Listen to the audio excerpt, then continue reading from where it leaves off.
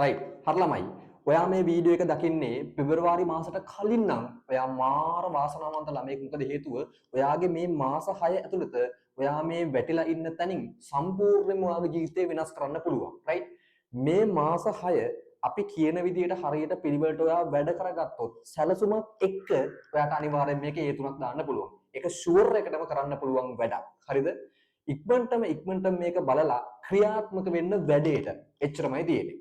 right මේ video එක ඇතුලේ ළමයි මම ප්‍රධාන මාතෘකා කීපයක් කතා කරනවා. එක පළවෙනි මාතෘකාව මේ මාස 6 ඇතුළත කොහොමද ඔයා ෆිසික්ස් වලට ඒකක් ගන්නෙ.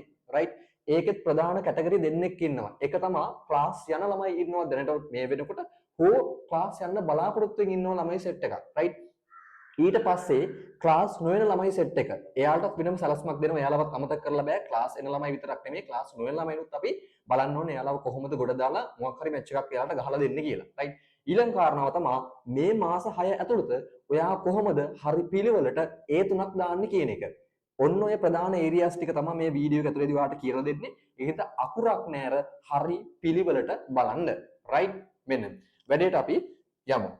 මේකේ පළවෙනි කතන්දරය තමයි ක්ලාස් යන ළමයි ඉන්නවා හෝ මෙලහකට දැනුත් ක්ලාස් එකකට යනවා ගියාට හරි ප්ලෑන් එකක් නැහැ ඔහේ වැඩේ කරගෙන යනවා නැත්නම් තව සතියකින් දෙකකින් නැත්නම් තව ටික දවසකින් නැත්නම් ප්‍රතිඵල ආවට පස්සේ වගේ ඔන්න ක්ලාස් යන්න බලාගෙන ඉන්න ළමයි සෙට් එකක් ඉන්නවා.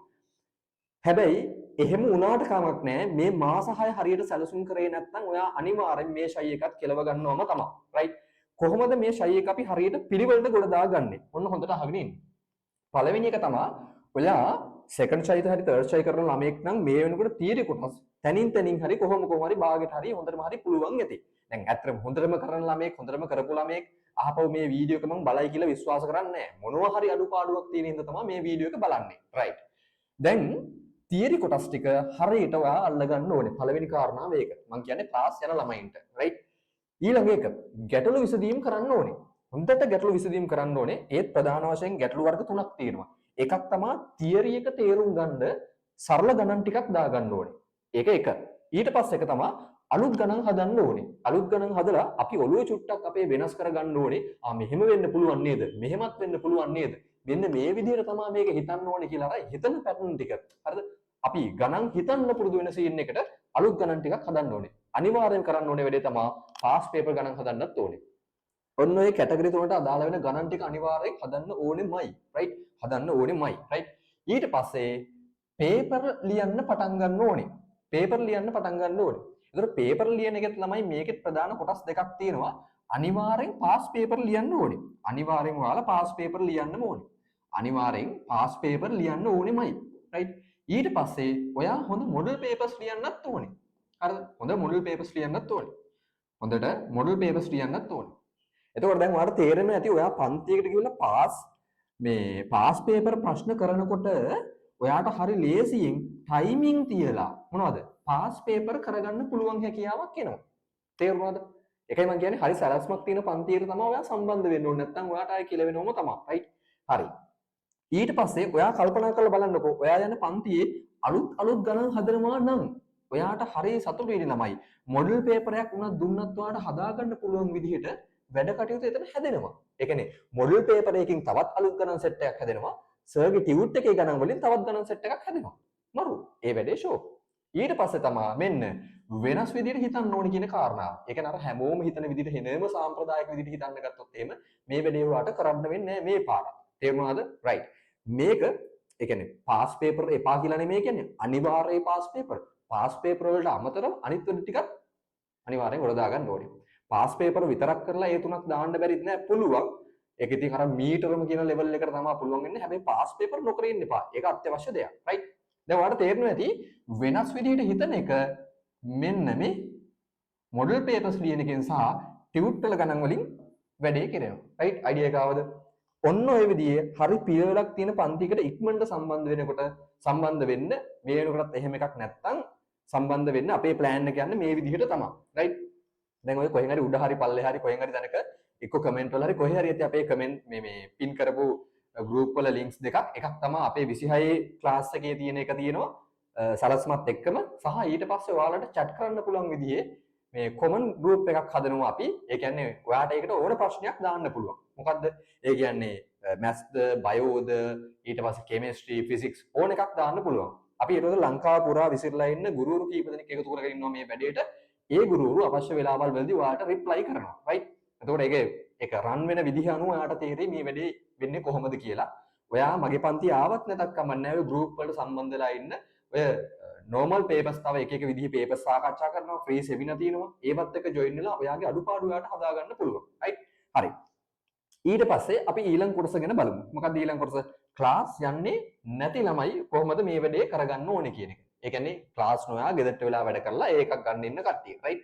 එයාලා මෙන්න මේක හරියට අවබෝධ කරගන්න ඕනේ. හැබැයි මතක තියාගන්න ඔයාට මේකේ තියෙන දිගක් පළලක් ගැන හරි අවබෝධයක් නැත්නම් ඔයා එක්කෙනෙක්ගෙන්, ඒ කියන්නේ හරියට පාස් වෙච්ච කෙනෙක්ගෙන් හෝ නැත්නම් හොඳට ඉගෙන ගත්ත කෙනෙක්ගෙන්, විශේෂයෙන් භෞතික විද්‍යාව ඉගෙන ගත්ත කෙනෙක්ගෙන්, ඒ අදාළ විෂයන් හොඳට ඉගෙන ගත්ත කෙනෙක්ගෙන් මේ සහ මම හිතන්නේ මේ වලට හොඳ පළපුරුද්දක් තියෙන කෙනෙක් වෙන්න ඕනේ. ඒ කියන්නේ කැම්පස් එකේ ඉන්න කෙනෙක්ට වඩා පළපුරුද්දක් තියෙනවා ඒක උගන්වන කෙනෙක්ට. රයිට්? අන්න එහෙම කෙනෙක්ගෙන් මේ වැඩේ පුළුවන් තරම් උපදෙස් ගන්න ඕනේ ඔයා. රයිට්?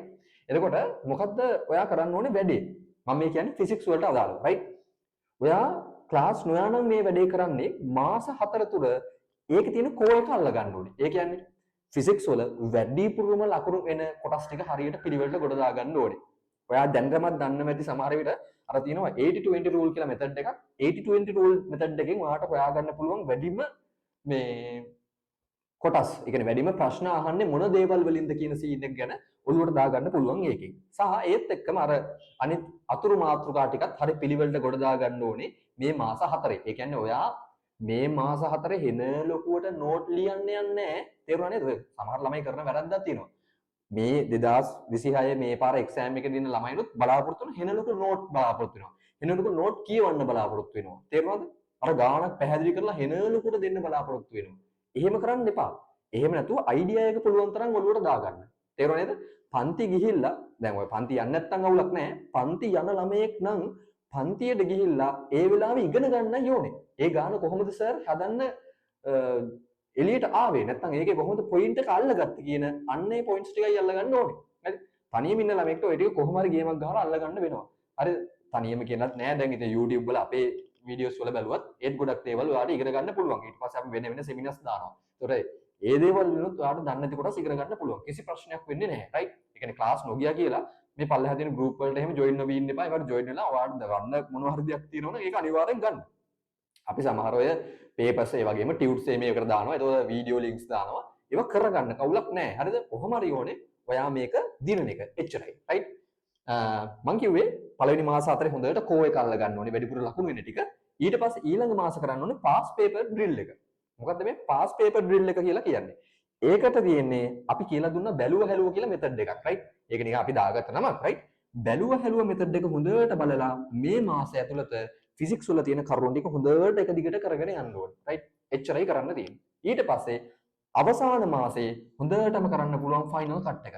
ෆයිනල් කට් එකෙන් කරන්නේ ඔයා මේ පළවෙනි මාස 4 එකතු කරගත්තු ටික නැවත නැවත ශනික බලන ගමන් හොඳ මොඩල් පේපර්ස් කරනවා.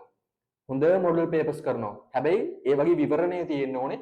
එක්ක මොඩල් පේපර් ක්ලාස් එක නැත්නම් හොඳ පේපර් ක්ලාස් එකකට ඔයා යනවනම් අනිවාර්යෙන් ඒ වගේ විවරණ ඔයා ගන්නට පිළිවෙලට ඔයා නැත්නම් ඒ වගේ තියෙන අර ඩිස්කෂන් එකට අනිවාර්යෙන් හරියට පිළිවෙලට සම්බන්ධ වෙන්න ඕනේ. මොඩල් පේපර්ස් ඔයාට නැත්නම් ඔයා කලබල වෙන්න එපා. ඔයාට කරන්න තියෙන්නේ පාස් පේපර් කරන එක. එච්චරමයි. වෙන මොකුත් ඕනේ නැහැ. ඔයාට මොකක් හරි ප්‍රශ්නයක් ආවොත් විෂය සම්බන්ධයෙන් මොනවා හරි ප්‍රශ්නයක් ආවොත් මේක දිනවා chat group එකක් වෙනම ඔය ලින්ක් එකක් ඇති. ඒකට ජොයින් වෙලා මේ වැඩේ කරගන්න. කිසි ප්‍රශ්නයක් වෙන්නේ නැහැ. වැඩේ කරගන්න පුළුවන්. රයිට්? ඊට පස්සේ මට කියන්න තියෙන්නේ දැන් මේ මාස 6 ඔයා ගෙදරට වෙලා වැඩ කරනවා නම් ඔයාට ඒ තුනක් දාන්න පුළුවන්. පන්ති යනවනම් ඒත් ඒ තුනක් දාන්න පුළුවන් හරියට පිළිවෙලට සැලැස්මක් එක්ක වැඩේ ගියොත්. හරිද? දැන් මම මෙතන කියන්නම් ඔයා ගෙදරට වෙලා වැඩ කරන ළමයෙක් නම් මේ තියෙන සැලැස්මම ඔයාගේ විෂය පතයට ගැලපෙන විදිහට හදලා ගේම කොට දාගන්න. හරි? ගේම කොට දාගන්න. එච්චරයි. ඒතකොට වැඩේ ඉවරයි. රයිට්? එච්චරමයි වෙන්න තියෙන්නේ. රයිට්? හරි. ඉතින් මේ නැවතත් මට කියන්න තියෙන්නේ ඔයාට අවබෝධයක් තියෙනවා නම් කොහොමද වැඩේ කරන්න කියලා ඔයා තනියම කරන්න ඕනේ. හැබැයි ඔයාට අවබෝධයක් නැත්නම් කොහොමද මේ වැඩේ වෙන්නේ කියලා. අනිවාර්යෙන් මේ සැලැස්මක් තියෙන පන්තියකට අනිවාර්යෙන් සෙට් වෙන්න ඕනේ. මැත්ස්ද, බයෝද, කෙමිස්ට්‍රිද, හරිද, ෆිසික්ස්ද මේ සැලැස්ම තියෙන එකට අනිවාර්යෙන් සෙට් වෙන්න ඕනේ. නැත්නම් කියලා වෙනවා. මම මෙහෙම සැලැස්මක් ගහනවා පෙබරවාරි මාසේ ඉඳන්. හරිද? පෙබරවාරි මාසේ ඉඳන් මම මේ සැලැස්ම දියත් කරනවා වගේම අනිවාර්යයෙන්ම අනිත් ගුරුවරුත් ඉන්නවා පෙබරවාරි මාසේ ඉඳන් මේ සැලැස්ම දියත් කරන්න බලාගෙන. රයිට්? ඒ කියන්නේ ඔයාට එහෙම අර කොතන ගියවත් ඔයා ක්ලාස් යන ළමයෙක් නම් යන්න බලාපොරොත්තු වෙන ළමයෙක් නම් ඔයා අසරණ වෙන්නේ නැහැ. තේරුණාද? ඇත්ත කතාව ඒකයි ළමයි. හරිද? අපි කොහේ හරි ගමනක් යන්නේ දැනගෙන නම් අපි අතරමං වෙන්නේ නැහැ. තේරුණා නේද? අපි නොදැන යනවා නම් අපි අනිවාර්යෙන් අතරමං වෙනවා. ඔකට හොඳ කතාවකුත් තියෙනවනේ. කතාවකුත් තියෙනව නේද? මොකද්ද? දැන් නම් ඒක වළංගු නෑ. ඉස්සර නම් වළංගුයි. මොකද්ද? දැනගෙන ගියොත් කතරමඟ නොදැන ගියොත් අතරමඟ වගේ කියන්නේ. ඒ ඉස්සර. දැන් එහෙම ඕනේ නෑ. දැන් කතරගමට යන්න පාර Google එකෙන් ටයිප් කරපුවා නම් හරිද? Google Map එකෙන් ගහපුවම ටක් ගාලා එනවා. හැබැයි Google Map එකටත් වරදින වෙලාවල් තියෙනවා. නැත්නම් උදාහරණ ඕනනම් ඔයාලා පල්ලෙහා කමෙන්ට් දාගෙන යන්න මට නම් එහෙම උදාහරණ දෙනවා.